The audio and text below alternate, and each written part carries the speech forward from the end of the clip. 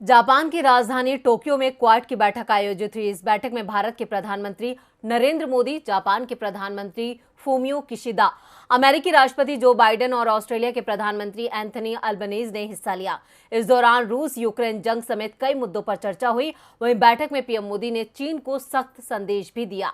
हालांकि चीन का नाम लेने से मोदी बचते नजर आए। आखिर क्या बोले पीएम मोदी, देखते हैं इस रिपोर्ट में। जापान की राजधानी टोक्यो में आयोजित क्वाड सम्मेलन में पीएम मोदी ने हिस्सा लिया, तो वहीं बैठक में पीएम मोदी ने भारत का नजरिया साफ कर दिया। उन्होंने अपने संबोधन में क्वाड देशों की मित्रता से लेकर इसकी मजबूती का जिक्र किया है। साथ ही पीएम मोदी ने अपने भाषण में बिना नाम लिए चीन को सख्त संदेश भी दे दिया। पीएम मोदी ने कहा कि क्वाड अच्छाई की ताकत के लिए बनाया गया संगठन है और ये हिंद प्रशांत क्षेत्र को बेहतर बना रहा है। हमारा आपसी विश्वास और प्रतिबद्धता लोकतांत्रिक शक्तियों को नई ऊर्जा और उत्साह दे रहा है।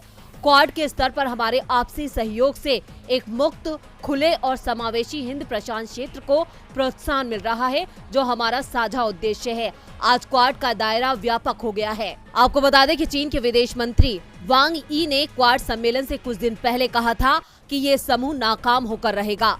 तो वहीं पीएम मोदी ने कहा कि क्वाड ने विश्व पटल पर एक महत्वपूर्ण स्थान बना लिया है। कोरोना की विपरीत स्थिति के बाद भी हमने कोरोना वैक्सीन, जलवायु परिवर्तन, सप्लाई चेन और आर्थिक सहयोग जैसे कई क्षेत्रों में समन्वय बढ़ाया है। इससे हिंद प्रशांत क्षेत्र में शांति, समृद्धि और स्थिरता सुनिश्चित हुई है। इससे क्वाड की स्थिति अच्छाई के लिए ताकत के रूप में और ज्यादा मजबूत होती जाएगी। इसके अलावा अमेरिकी राष्ट्रपति जो बाइडेन ने चीन के बयान की निंदा की। आज ऑस्ट्रेलिया के प्रधानमंत्री और भारत के प्रधानमंत्री व्यापक रणनीतिक साझेदारी की समीक्षा करेंगे और दोनों देशों के फायदे के लिए क्षेत्रीय और वैश्विक विकास पर अपने विचारों का आदान प्रदान करेंगे। अब क्वाड के मंच से मोदी जी ने सख्ती तो दिखाई है, लेकिन चीन का नाम लेने की हिम्मत नहीं दिखा पाए।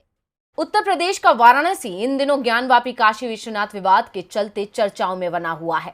8 महीने पहले 5 महिलाओं की याचिका से शुरू हुआ ये मामला अब बड़ा रूप ले चुका है। बीते दिन इस मामले में वाराणसी कोर्ट में सुनवाई हुई, जिसके बाद इस मामले में आगे सुनवाई होगी या नहीं, इस पर फैसला सुरक्षित रख लिया गया और आज कोर्ट अपना फैसला सुनाएगा। क्या कुछ हुआ अभी तक, आइए देखते हैं इस खबर में। ज्ञानवापी विवाद के शुरू होते ही हिंदू और मुस्लिम पक्ष आमने सामने आ गए हैं। दोनों ही पक्षों की तरफ से अपने दावे और दलीलें पेश की जा रही हैं और मुद्दे पर बहस बरकरार है।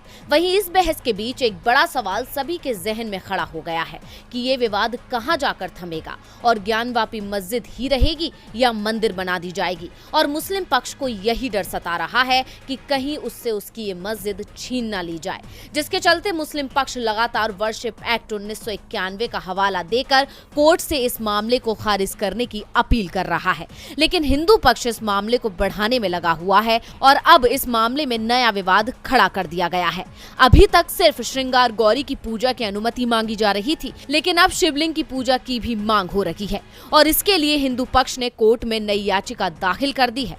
दरअसल हिंदू पक्ष का दावा है कि मस्जिद में मौजूद वजूखाने में शिवलिंग मिला है, जबकि मुस्लिम पक्ष का दावा है कि वो एक फव्वारा है। यानी श्रृंगार गौरी से उठा ये विवाद अब शिवलिंग और फव्वारे में फंस गया है। हालांकि बीते दिन इस मामले में सुनवाई हुई थी, तो अभी तो सवाल यही बना हुआ है कि इस मामले में आगे सुनवाई होनी भी चाहिए या नहीं, जिस पर बीते दिन दोनों पक्षों की दलीलें सुनने के बाद वाराणसी कोर्ट ने फैसला सुरक्षित रख लिया था। आज न्यायालय की तरफ से बताया जाएगा कि ये मामला साल 1991 में बने वर्शिप एक्ट में आएगा या नहीं। दरअसल 1991 में लागू किया गया ये प्लेस ऑफ वर्शिप एक्ट कहता है कि 15 अगस्त 1947 से पहले अस्तित्व में आए किसी भी धर्म के पूजा स्थल को किसी दूसरे धर्म के पूजा स्थल में नहीं बदला जा सकता।